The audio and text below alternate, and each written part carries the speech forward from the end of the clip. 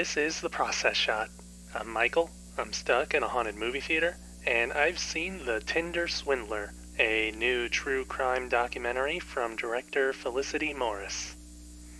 It follows a spree and web of romantic manipulation, financial exploitation, and a whole lot of other lies, from the point of view of the victims of a serial scammer.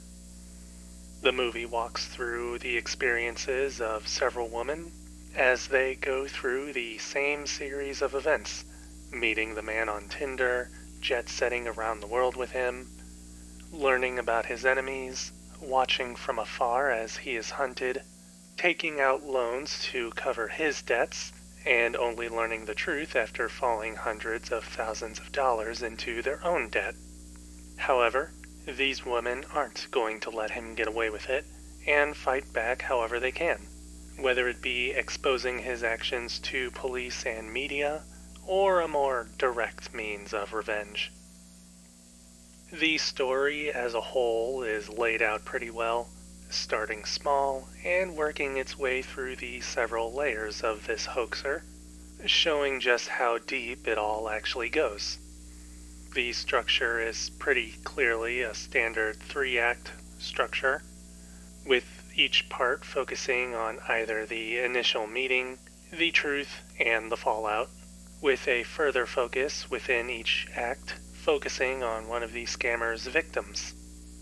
Overall, it's paced out pretty well, and brings out as much suspense as it can, though it probably doesn't help that anybody going into this movie won't be surprised by the initial reveal of the scam. Plus, even though the pacing is fine, it does kind of stretch things thin. Either way, it's an entirely appropriate formula to follow, and it works with the story and to its benefit. But it does make me feel as if the filmmakers had wanted to make a mini-series out of the story, but during production they realized that they only had enough material for 2 hours instead of 3 or more. It's not something you'd notice casually, and it doesn't take away from anything about the story, but it's pretty apparent where the breaks would have been between episodes, and the final cut only minimally hides this as well. In any case, The Tinder Swindler also falls back on another staple of these sorts of true crime shows, that being the actual footage on display within the film.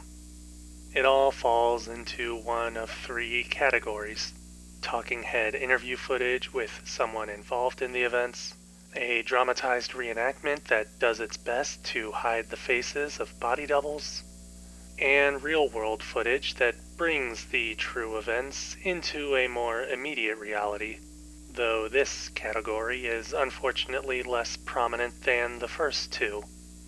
It's understandable why there wouldn't be a lot of this sort of material to work with, but it just makes me wish that there were more, especially given the contrast between the relatively high quality of the reenactments and the quieter but informative interviews, with the actual footage being kind of a middle road between the two, or at least makes what happened feel more real or immersive.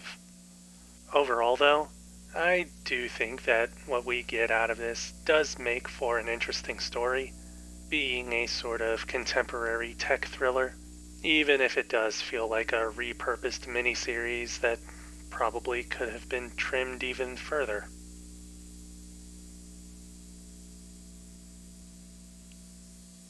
The Tinder Swindler, Felicity Morris, 2022.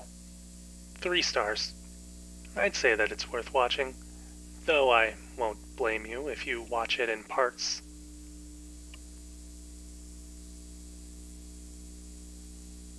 That's it from me. If you like this review, leave it a like. If you have something to add, leave a comment. Subscribe to the channel for more reviews. You know, I've never tried dating apps before, but this movie has me thinking I haven't missed a thing.